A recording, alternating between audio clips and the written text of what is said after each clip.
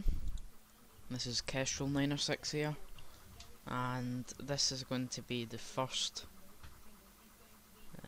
FSX tutorial on the channel, and today we're going to be talking about VORs. VOR stands for Very High Frequency Omnidirectional Range, and they're used in aviation as a navigation aid. They can be used on routes so you can go from one VOR to the next to get to your destination. So today we're sitting here. I've turned the sound off just so you can hear my voice. We're on the ground here in Huddersfield. I'm currently using the UK 2000 VFR Airfield Scenery Volume 3, and we're just sitting on the ground. We'll shortly get up in the air, but first let's take a look at the map. I don't know if you can see this, but here you can see we're on the ground here at Echo Golf November Bravo. If you can't see this, just to the northwest is a VOR called Pole Hill, not far away from Manchester, just around this area of Leeds. Pole Hill is the name of the VOR, and if you just put your mouse over it in FSX, it'll say Pole Hill VOR DME high altitude, and it'll give you a frequency in megahertz, and in this case it is 112.10 megahertz. Note that down because you'll need that. So if we just come back out, hopefully you can still see. First of all, the first thing you want to make sure is that you're on nav mode here. You don't want to be on GPS mode.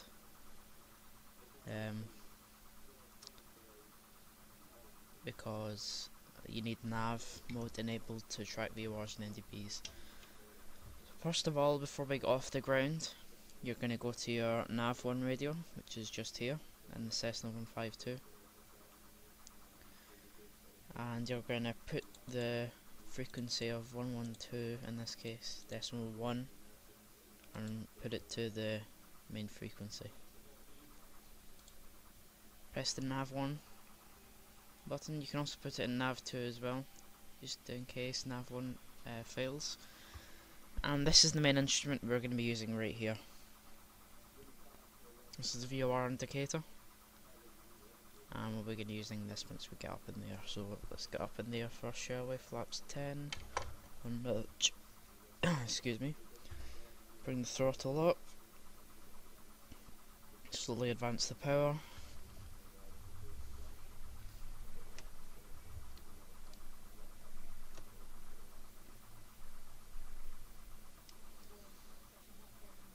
Onto the concrete strip. 60 knots, 70, rotate. Oh, that was a bit of a quick rotation. Trim it out. Apologise if this video isn't very good, this is just the first ever tutorial, just trying to get used to it. As we're climbing out there of Huddersfield Aerodrome. Also, VORs have a thing called, so some of them have a thing called DME, and that is basically how far away you are from the VOR. As you can see here, and it's called distance measuring equipment, by the way. You can see here it's currently read at 12.5 nm away, which is nautical miles. As you can see here. So we're not that far away. Now we're going to turn our attention to this instrument here. What we're going to do is we're going to take this OBS little selector knob here, and we're going to turn it until this needle here centers, so it's down the dotted line.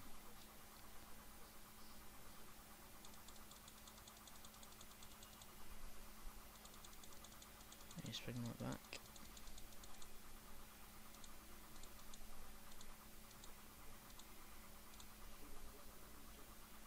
Okay, now if you look just down the bottom here, you'll see the arrow is pointing down. That means that we would have to fly on a heading of 120 to fly away from the pole hill VOR. We don't want this, so we're going to keep rotating this. As you can see, the arrow there has faced upwards. We're just going to spin this round, wait for the needle to centre. And you can see here that we're going to have to fly on a heading of 300 to fly over the VOR. So we're currently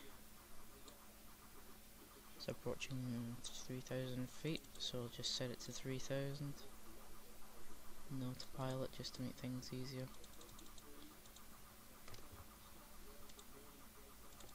Airtail speed of 500 feet a minute. As you can see, the needle is going to keep rotating, so just keep readjusting. So we're going to fly on a heading of roughly about that. Turn the aircraft. 13 nautical miles away at the moment.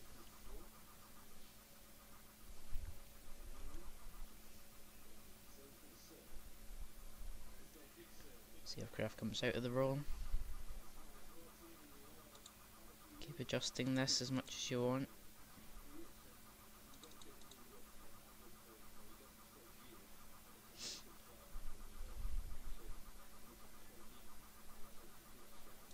Oops. Just went over 3,000 there, doesn't matter. Bring the power back. Make some mixture.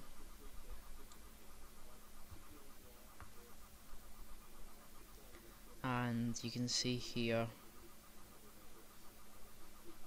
that the nautical mile DME reading is now decreasing, which means we are getting closer to the VOR.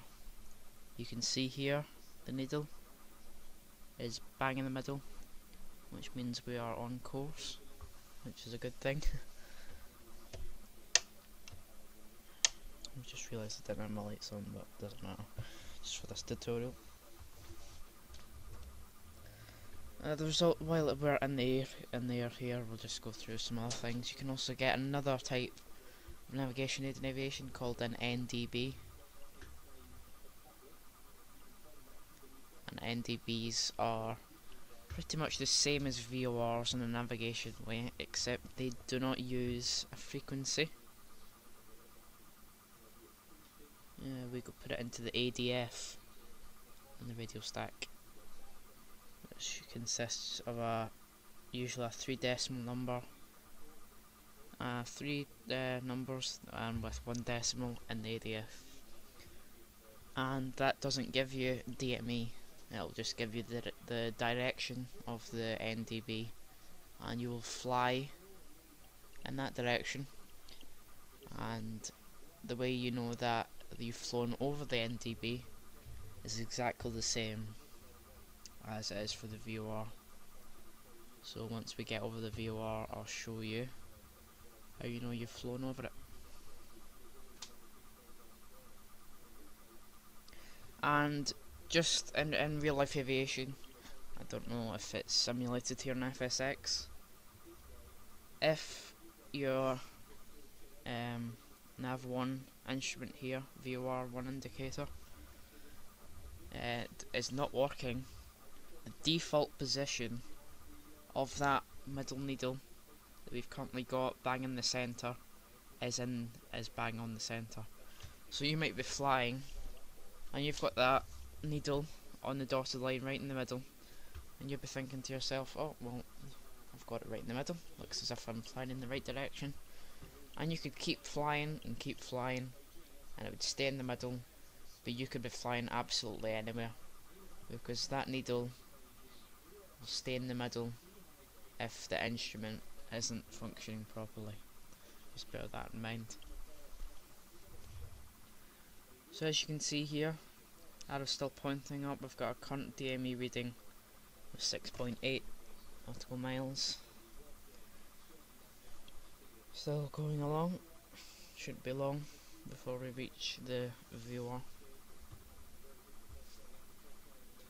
And for ADF you use this instrument here. The arrow will point in the direction of the NDB.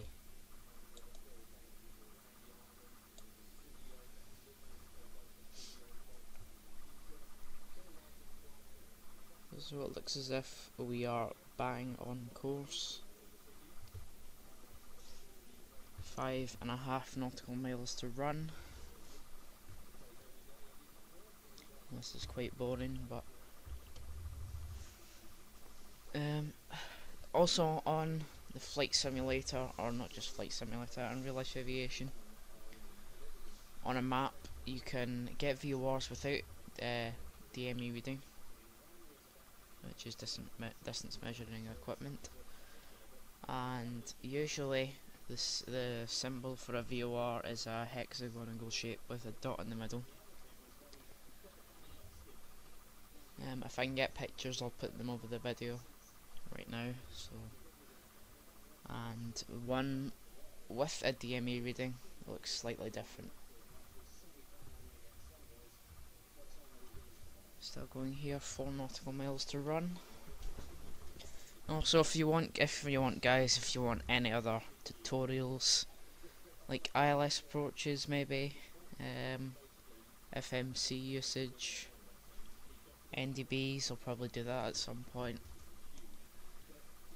Anything really, just let me know and I'll try and fix it up with you. As you can see, the needle's slightly going to the side, we'll just fix that.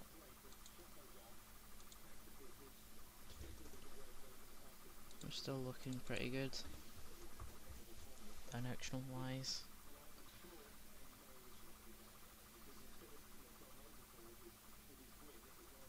.7 nautical miles to run.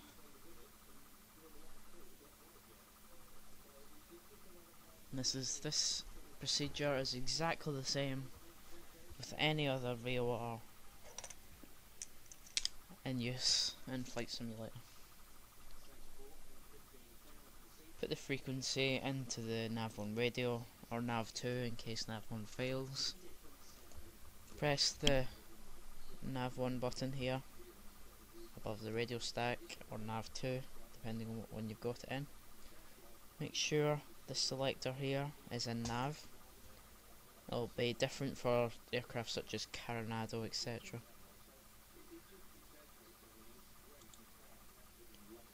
You can see the needle starting to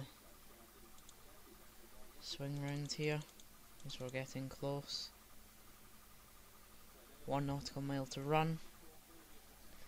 And as you can see, the needle here is starting to swing round. And watch what happens. 0.7, 0.6, 0.5.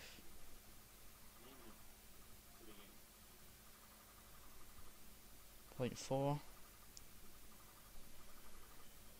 0.3. 0.2.